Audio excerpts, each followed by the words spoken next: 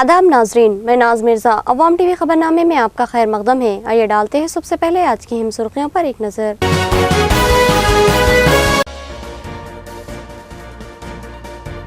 बोधन सरकारी दवाखाने की इमारत खूबसूरत मगर इलाज की सूरत हाल इंतहाई अबतर। एक हामिला खातून दर्द से तड़पती रही मगर उसको यहाँ इलाज नहीं मिला। केसीआर मुसलमानों को झांसा दे रहे हैं। 12% मुस्लिम तहफुजात का निफाज मुमकिन ही नहीं। बीजेपी के धरने से एंडाला लक्ष्मी नारायणा का खिताब।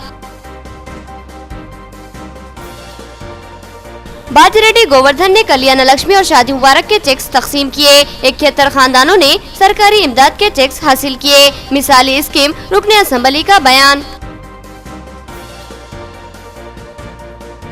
लाल बत्ती को हटाने मरकजी हुकूमत का फैसला बेहतरीन मगर मरकजी हुकूमत मेरी नकल कर रही है। मैंने कई साल पहले बत्ती निकाल दी। नीतीश कुमार का दिलचस्प दावा। नाजरीन, खबरों के आगाज से कब्ल सुनने की सादत हासिल करेंगे इरशाद रब्बानी और फरमाने नबवी। बिस्मिल्लाहिर्रहमानिर्रहीम। अल्लाह जल्ले शानहू के नाम से शुरू, जो बड़े मेहरबान निहायत ही रहम वाले हैं। वो बिल्कुल नज़दीकी हासिल किए हुए हैं, नेमतों वाली जन्नतों में है। बहुत बड़ा ग्रोह तो अगले लोगों में से होगा और थोड़े से पिछले लोगों में से। ये लोग सोने के तारों से बने हुए तख्तों पर एक दूसरे के सामने तकिया लगाए बैठे होंगे।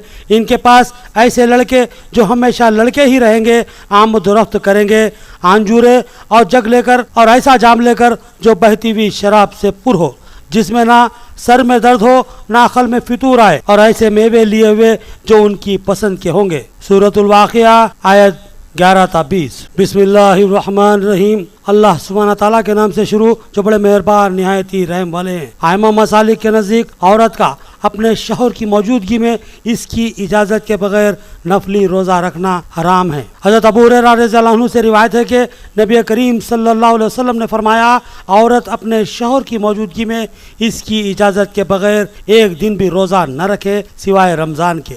हदीस मुबारक अहमद, बुखारी, मुस्लिम, अबू दाऊद, बैकी, दारमी। अब खबरें तफसील से।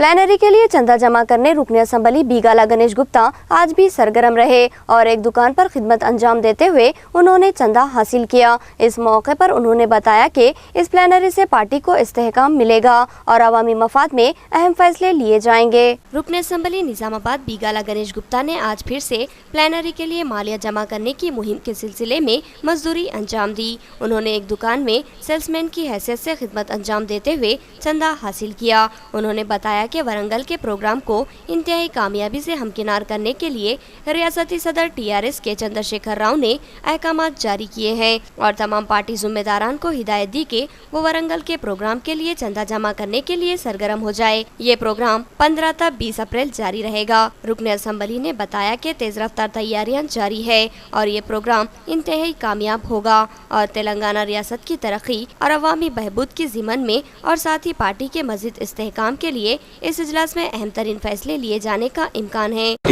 ఇచ్చినటువంటి పిలుపులో భాగంగా ఈ నెల 27వ తేదీ వరంగల్లో ఆవిర్భావ దినోత్సవ సందర్భంగా రాష్ట్ర వ్యాప్తంగా మన TRS కార్యకర్తలందరూ కూడా వెళ్ళవలసి ఉంది. మరి దాంట్లో భాగంగా దారి ఖర్చుల నిమిత్తం, వాహనాల నిమిత్తం కూలీ పని చేసుకొని వారి నియోజకవర్గంలో సంపాదించుకోవాలని చెప్పేసి ఎమ్మెల్యేలను, కార్యకర్తలను, ఎంపీలను, మంత్రులందరినీ కూడా రాష్ట్ర పార్టీ ఆదేశించింది. వారి ఆదేశాలకు అనుగుణంగా మొన్న 15వ తేదీ నుంచి 20వ తేదీ వరకు ఇచ్చినటువంటి పిలుపులో భాగంగా ఈరోజు కూలీ పనులు నిజామాబాద్ పట్టణంలో చేస్తాము. 12% मुस्लिम तहफुजात फराहम करने के लिए KCR क्या तरीक़ेकार इख्तियार करेंगे, जबकि तहफुजात की फराहमी की कोई राह मौजूद नहीं है। KCR मुस्लिम तबके को झांसा दे रहे हैं और इनके जज्बात व एहसासात से खिलवाड़ कर रहे हैं। साबिक़ रुकन असम्बली एंडाला लक्ष्मी नारायणा का BJP धरने में बयान। 12% मुस्लिम तहफुजात की फराहमी के सिलसिले में असम्बली में बिल की मंजूरी अमल में आई है, जिसके बाद से ही BJP एहतजाज में सरगर्म हो चुकी है। इस सिलसिले में बिल की कामयाबी से से कबल ही बीजेपी की यूथ विंग BJYM ने इसकी खुली मुखालिफत का ऐलान किया था और एहतजाज भी मुनज़्ज़म किए गए थे और फिर बिल की मंजूरी के बाद से इस एहतजाज में शिद्दत लाई गई है और 20 मार्च को यानी आज भी बीजेपी ने जिला कलेक्ट्रेट के करीब धरना मुनज़्ज़म किया। इस धरने में साबिक़ रुकन असम्बली एंडाला लक्ष्मी नारायणा, धनपाल सूर्य नारायण, नियालम राजू और दीगर शरीक थे। इस मौके पर एंडाला लक्ष्मी नारायणा ने 12% मुस्लिम तहफ़्फ़ुज़ात की फराहमी की कोशिशों पर रियासती वज़ीर आला KCR की कोशिशों की शदीद मज़म्मत की और तहफ़्फ़ुज़ाती बिल की मंजूरी को अफसोसनाक करार दिया। उन्होंने पूछा कि KCR तावील के मुताबिक मुसलमानों को 12% तहफ़्फ़ुज़ात आबादी के लिहाज से दिए जा रहे हैं, तो फिर क्या KCR BC तबके को भी आबादी के लिहाज से 52% तहफ़्फ़ुज़ात फराहम करेंगे, क्योंकि रियासत में BC तबके की आबादी 52% है और इनको महज 27% तहफ़्फ़ुज़ाती कोटा हासिल है।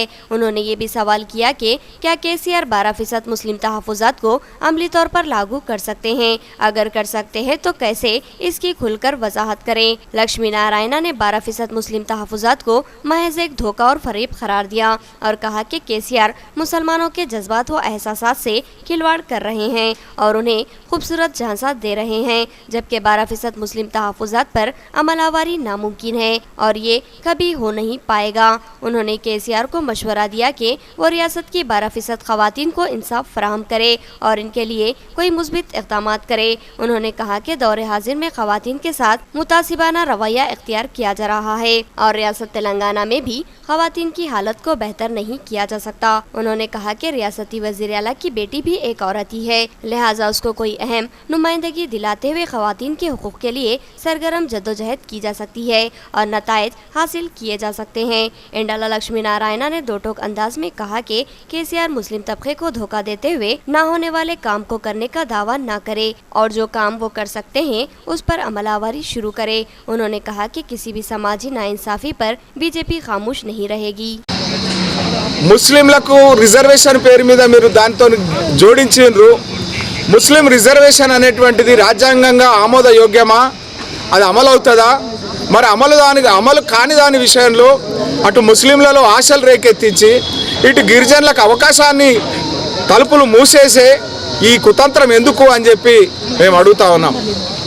మరి ఏదైతే నీకు నిజంగా ప్రజల మీద కానీ ఈ సమాజంలో ఉన్నటువంటి అన్ని వర్గాల మీద నీకు చిత్తశుద్ధి ఉంటే అసలు 50% ఉన్నటువంటి మహిళల విషయంలో ఏదైతే నీ కూతురు ఎంపీగా ఉన్నారో వారికి బుగ్గకారు లేదు, నా రాష్ట్రంలో ఇంకో మహిళకు మంత్రివర్గంలో స్థానం కల్పిస్తే ఇంకో బుగ్గకారుతో ఇంకో మహిళ తిరిగితే నువ్వు భరించలేవు.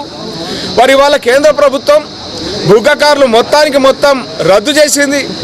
ఇప్పుడన్నా కళ్ళు తెరువు. పాపం ఇంకో ఆడబిడ్డకు ఒక ఆడబిడ్డకు మంత్రి, కనీసం కొందరు ఆడబిడ్డలకు మంత్రివర్గంలో స్థానం కల్పించు. फसल कटकर मिल को पहुंची, लेकिन मिल ओनर्स ने तवज्जो नहीं दी। 15 दिन से फसल वहीं पड़ी खराब हो चुकी है। किसानों ने निजामाबाद जॉइंट कलेक्टर से शिकायत की, जिस पर उन्होंने मुस्बित कार्रवाई का तयखुन दिया। डिचपल्ली मंडल के मौजे रामपुर के रहने वाले किसानों ने आज जिला जॉइंट कलेक्टर रविंदर रेड्डी से मुलाकात करते हुए मिल ओनर्स के खिलाफ शिकायत की और बताया कि उन्होंने अपनी फसलें काटी और उसको फरोख्त करने के लिए मिल लेकर गए और गुज़िश्ता 15 दिन से मिल मालिकीन इस अजनास की खरीदी में टाल मटोल करते आ रहे हैं। नड़पी गंगाराम नामी किसान ने बताया कि इन 15 दिनों में इनका अनाज खराब हो चुका है और वो शदीद नुकसान से दो चार हुए हैं। उन्होंने इस मामले की तहकीकात करने और नुकसान की पाबजाई करवाने का JC से मुतालबा किया। जॉइंट कलेक्टर रविंदर रेड्डी ने अनाज की खराब सूरत हाल का जायजा लेने के बाद इस ज़िम्मन में तहकीकात और मुमकिन ताउन का तयखुन दिया। नड़पी गंगाराम అయితే మరి డిచ్పల్లి మండలు రాంపూర్ గ్రామము సొసైటీ ఏడుల గ్రామము, అది ఏడులకు సొసైటీ. అయితే అక్కడ ధాన్యము పోసి ఇప్పుడు 15 రోజులు అవుతున్నది. ఒక 5 లారీల మాలు పోయింది. ఆ 5 లారీల మాలు కూడా అక్కడ రైస్ మిల్లులు సరిగా దించుకుంటలేరు. అయితే ఇప్పుడు అక్కడ మాలంతా ఆగిపోయింది. కాంట ఎవరు పెట్టేటోళ్ళు లేరు, అక్కడ వచ్చి చూసినోళ్ళు లేరు. దాని గురించి మేము కలెక్టర్ ఆఫీస్కు ఏదో విన్నవించగలిగి మేము వచ్చినాం.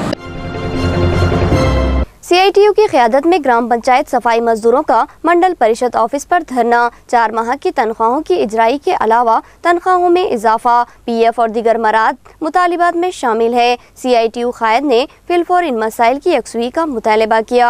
ग्राम पंचायत मजदूरों ने आज सीआईटीयू की क़यादत में मंडल परिषद ऑफिस निजामाबाद पर धरना मुनज़्ज़म करते हुए इनके मसाइल की यकसुई का मुतालबा किया।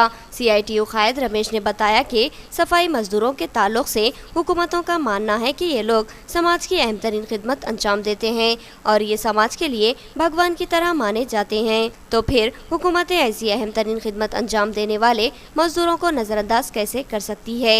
उन्होंने बताया कि ये ग्राम पंचायत मजदूर 4 माह से तनख्वाहों से महरूम है और इनकी तनख्वाहों में इजाफे का वादा किया गया था, मगर अब तक कोई इजाफा अमल में नहीं आया। उन्होंने मुतालबा किया कि इन मजदूरों की तनख्वाहों को फिलफौर जारी किया जाए और इनकी तनख्वाहों में इजाफे के साथ साथ पीएफ और ईएसआई सहूलत भी फराहम की जाए और इनके बच्चों को तालीमी मराद के अलावा मजदूरों को मकान और दीगर सहूलतें फराहम करवाई जाए।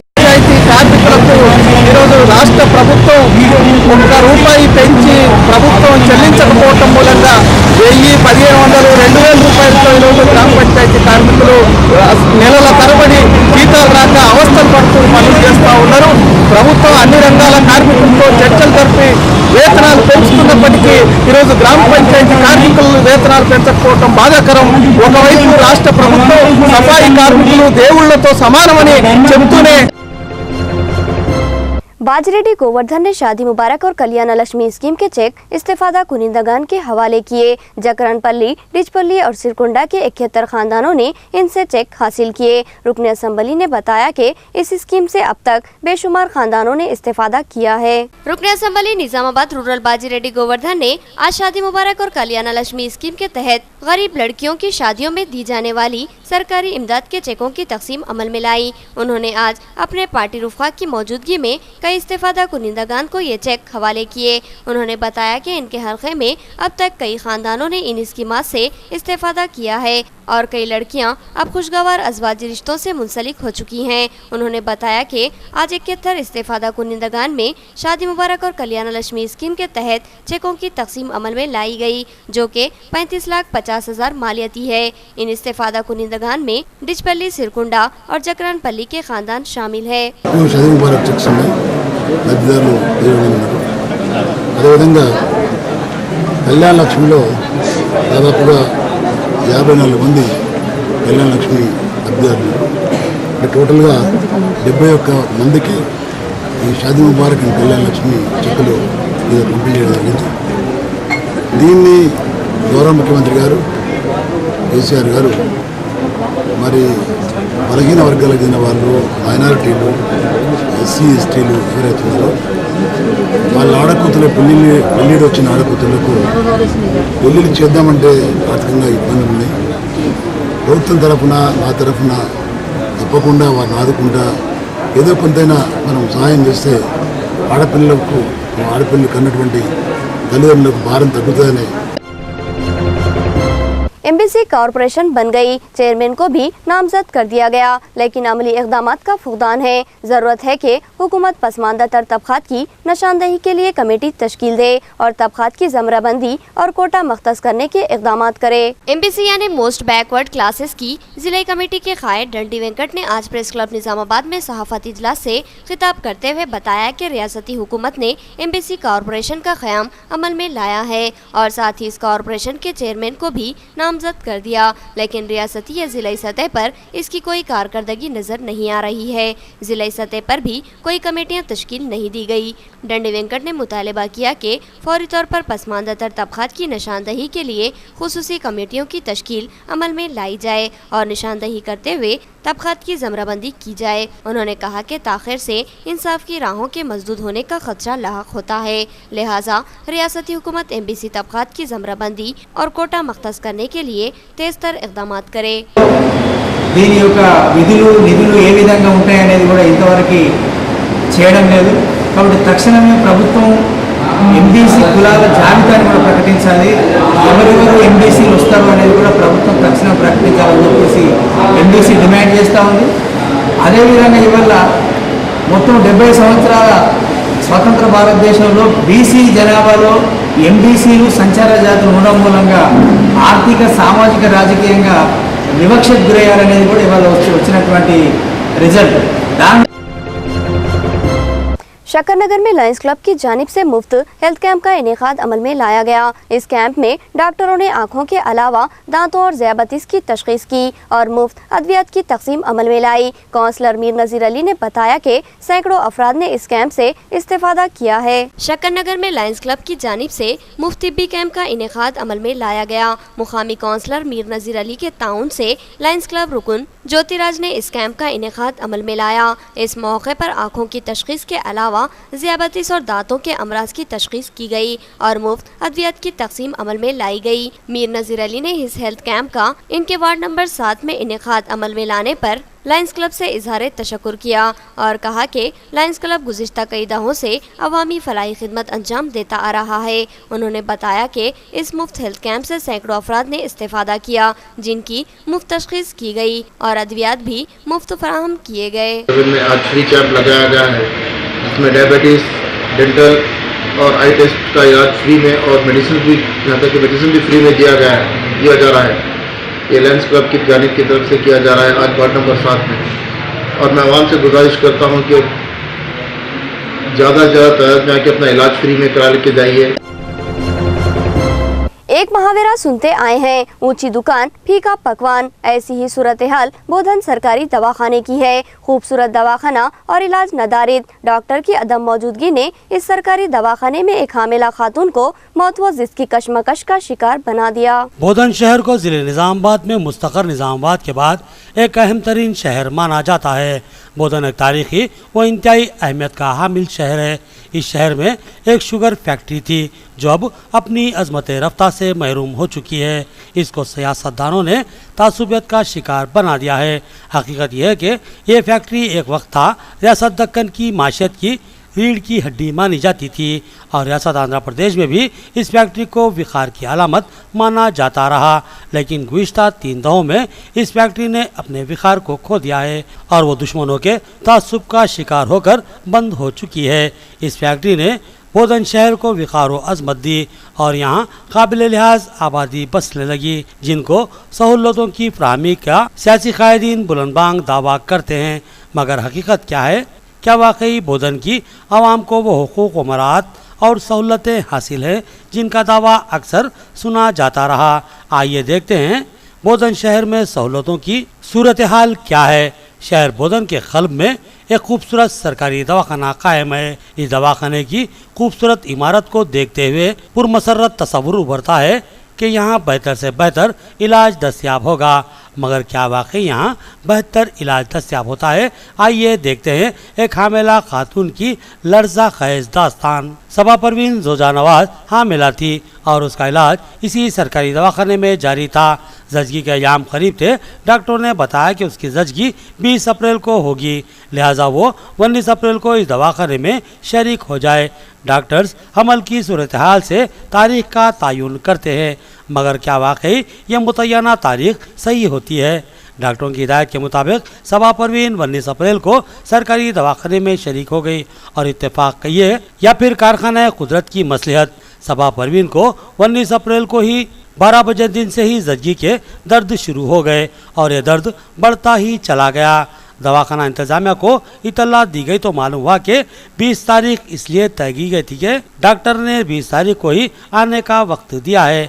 माजरा यह है कि इस सरकारी दवाखाने में बाज़ाब्ता कोई डॉक्टर जजगी के लिए मुकर्रर नहीं है और बाहर से डॉक्टर्स इनकी सहूलत के लिहाज से आकर जजगी की खिदमत अंजाम देते हैं। अपनी शदीद मसरूफियत की वजह से बाहर से आने वाले ये डॉक्टर्स अपनी ही मुकर्ररा तारीखों में वक्त देते हैं कि वो फलां तारीख को ही आकर जजगियाँ करवाएंगे। इसी तरह बोधन के सरकारी दवाखाने में जजगी के लिए खिदमत देने वाली डॉक्टर ने भी 20 अप्रैल को आने की तारीख दी थी, लिहाजा इसीलिए सबा परवीन को भी जजगी के लिए 20 अप्रैल का ही वक्त दिया गया था। अब मामला ये है कि बच्चा पैदा होना है तो फिर डॉक्टरों की छुट्टी के दिन पैदा ना हो, बल्कि डॉक्टर की सहूलत के लिहाज से उसके ड्यूटी के औकात में ही बच्चा पैदा होना चाहिए। ये कुदरत के कारखाने में रास तो जिबरी मदाखलत है और फितरी अमल को जिबरी तौर पर रोकने या फिर अपनी मनमानी औकात में करने की कोशिश है। बहरहाल 4 बजे तक सबा परवीन दर्द से तड़पती रही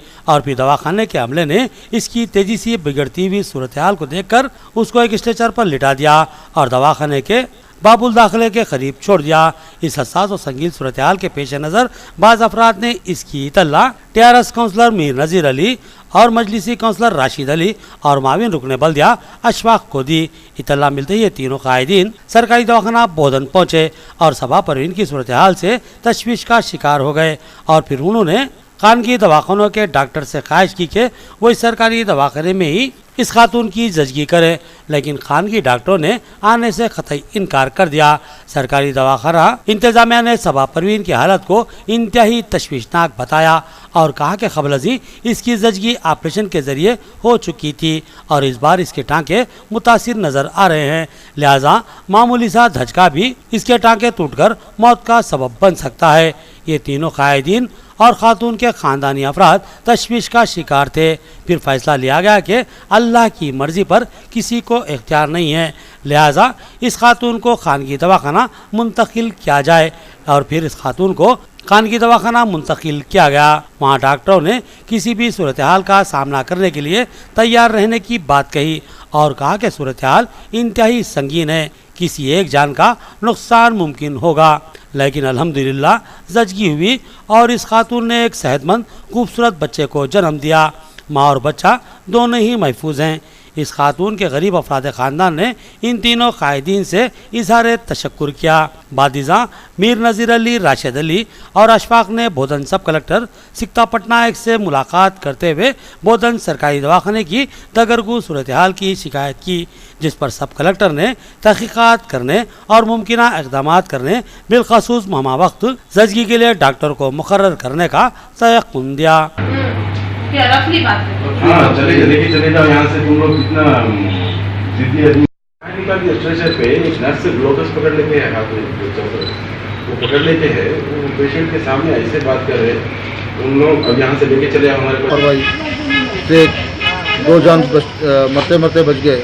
हमारी मेरे साथी कौन सा राशिद भाई, अशफाक भाई, हम लोग तीनों जब दवाखाने में पहुँचे तो पेशेंट को जो है सो बाहर स्ट्रक्चर पे डाल के छोड़ दिए। 1.5 घंटे से स्ट्रक्चर पे तड़प रही पेशेंट है। एंतीशा नहीं है, अगर डॉक्टर नहीं है तो अवेलेबल आप एडमिट क्यों करें। और ऑलरेडी शुरू से वो लेडी जो है सो वहीं इलाज करा रही और ये पहला केस नहीं है। ऑलरेडी वार्ड नंबर 26 की एक लड़की और एक वार्ड नंबर 16 की, एक 27 की वसीम, ये 4 कम से कम 6 पेशेंट के साथ ऐसी ये लोग लापरवाही के डॉक्टर्स और स्टाफ।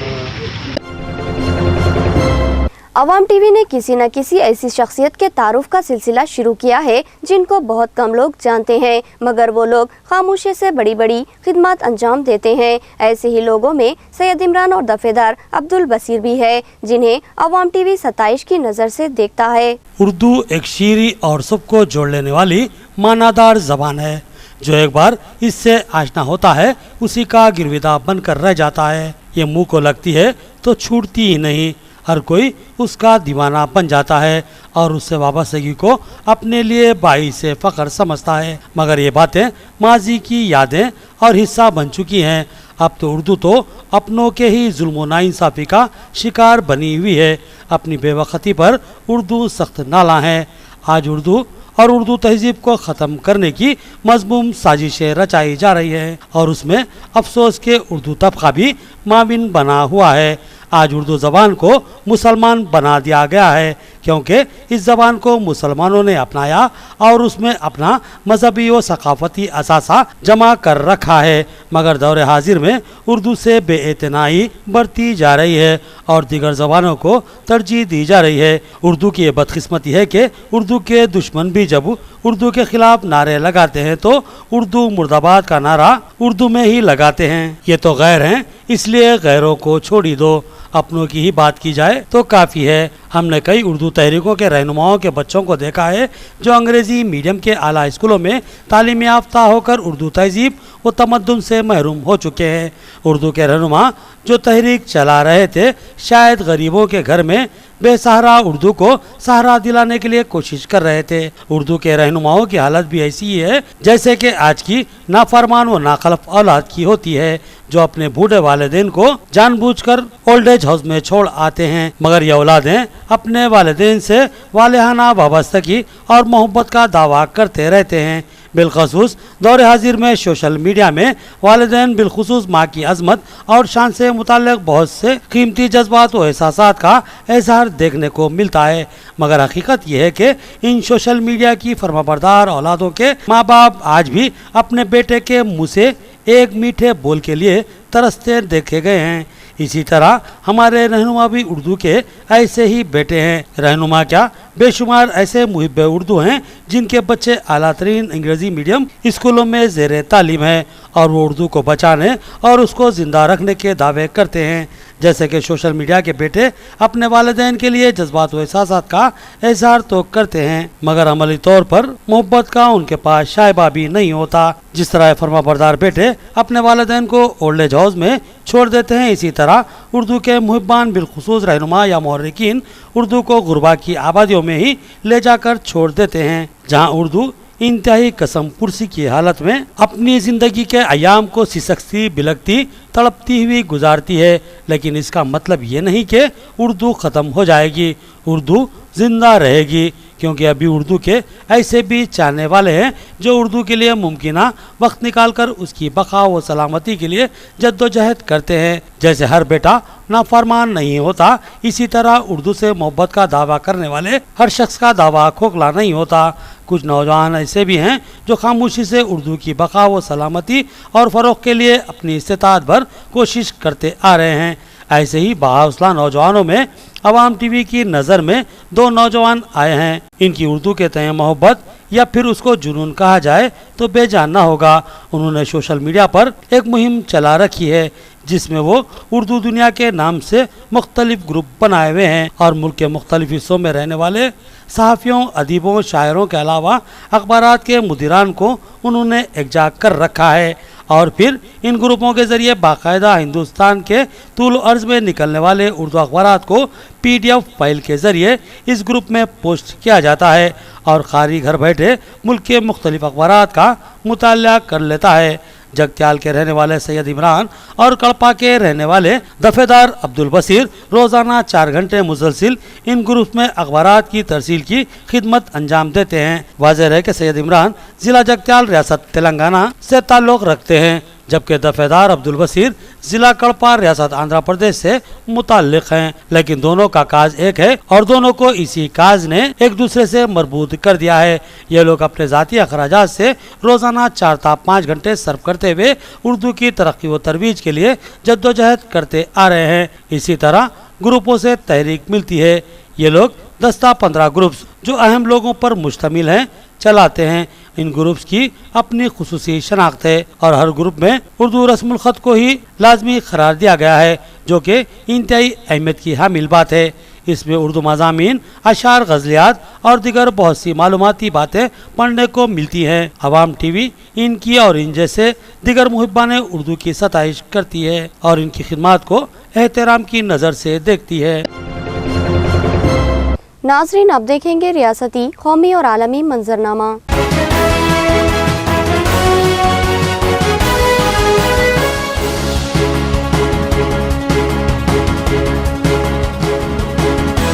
मरकजी हुकूमत मेरी नकल कर रही है। मैं गुज़िश्ता कई सालों से बगैर बत्ती की गाड़ी में घूमता हूँ। अब मरकजी हुकूमत ने इस फैसले पर अमलावरी की है। बिहार के वज़ीर आला नीतीश कुमार का दिलचस्प दावा। गाड़ियों से लाल बत्ती हटाने के मरकजी हुकूमत के फैसले पर बिहार के वज़ीर आला नीतीश कुमार ने कहा कि मैं तो गुज़िश्ता 11 साल से लाल बत्ती लगी गाड़ी इस्तेमाल नहीं करता हूँ। साथ ही उन्होंने कहा कि मैं जो करता हूँ मरकज इसकी नकल करता है। इस मामले पर नायब वज़ीर आला तेजस्वी यादव ने कहा कि हम तो लाल बत्ती लगाते ही नहीं हैं, लाल बत्ती लगाएंगे तभी तो उसे हटाएंगे। इधर वज़ीर सेहत तेज प्रताप यादव ने भी कहा कि वो और न ही इनके वालिदैन लाल बत्ती का इस्तेमाल करते हैं। हुकूमत ने फैसला अभी लागू नहीं किया है। इससे पहले मरकजी वजीर गिरिराज ने अपनी गाड़ी से लाल बत्ती उतार दी है। गिरिराज सिंह ने बिहार के शेखपुरा इलाके में खुद अपनी गाड़ी से लाल बत्ती उतारी थी। उन्होंने कहा कि मरकजी काबीना का फैसला खुश आइंद है। मुंबई सीरियल बम ब्लास्ट मुकदमे की समाअत गरमाई तातीलात के बाद की जाएगी। सुप्रीम कोर्ट का ऐलान, मुकदमा वक्त तलब है और तातीलात करीब है। अदालत उज़्मा की वजाहत। 1998 में मुंबई की लाइफलाइन कही जाने वाली लोकल ट्रेनों के मुख्तलिफ स्टेशनों पर हुए बम धमाकों के इल्जाम के तहत निचली अदालत समेत बॉम्बे हाई कोर्ट से मुजरिम करार पाए 5 मुस्लिम नौजवानों की इनकी सजाओं के खिलाफ सुप्रीम कोर्ट में दाखिल की गई अपील की समाअत गर्मियों की तातीलात के बाद मुनक्किद होगी, क्योंकि तंगी वक्त की वजह से सुप्रीम कोर्ट ने दिफाई वकील से माजरत कर ली है। ये इत्तला आज यहाँ मुलजिमीन को कानूनी इमदाद फराहम करने वाली तंजीम जमीयत उलमा महाराष्ट्र अरशद मदनी ग्रुप कानूनी इमदाद कमेटी के सरबराह गुलजार आजमी ने अखबारी नवीसों को दी। गुलजार आजमी ने बताया कि आज सुप्रीम कोर्ट की 2 अग्रणी बेंच के जस्टिस बोबड़े और नागेश राव के सामने मुकदमे की समाअत हुई, जिसके दौरान जमीयत उलमा की जानिब से मुकर्रर करदा दिफाई वकील बहस के लिए मौजूद थे, लेकिन जजों ने हतमी बहस सुनने से ये कहते हुए माजरी करी कि यह मामला काफी तवील है और अगले चंद अयाम में गर्मियों की तातीलात शुरू हो जाएंगी, लिहाजा मामले को गर्मियों की तातीलात के बाद समाअत के लिए रखा जाएगा।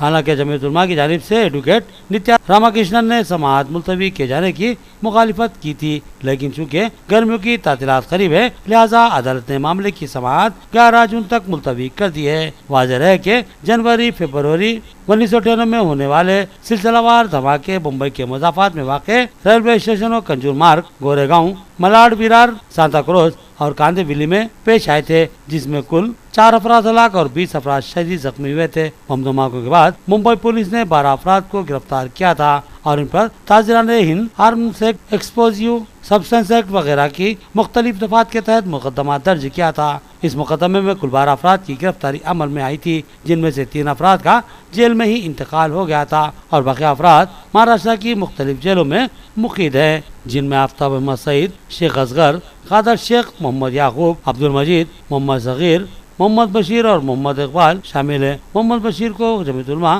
कानूनी इमदाद फराहम कर रही है। आखिर में सुर्खियां एक बार फिर।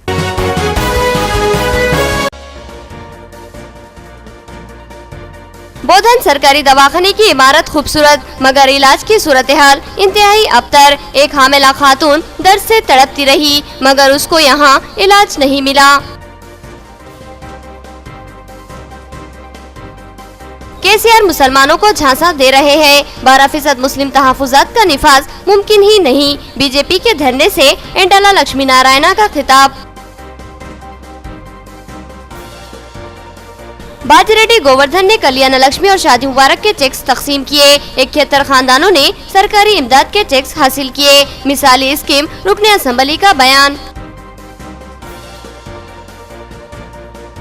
लाल बत्ती को हटाने मरकजी हुकूमत का फैसला बेहतरीन मगर मरकजी हुकूमत मेरी नकल कर रही है। मैंने कई साल पहले बत्ती निकाल दी, नीतीश कुमार का दिलचस्प दावा। खबरें इतनी ही, नई खबरों के साथ फिर मुलाकात होगी, तब तक के लिए दे इजाजत। अल्लाह हाफिज।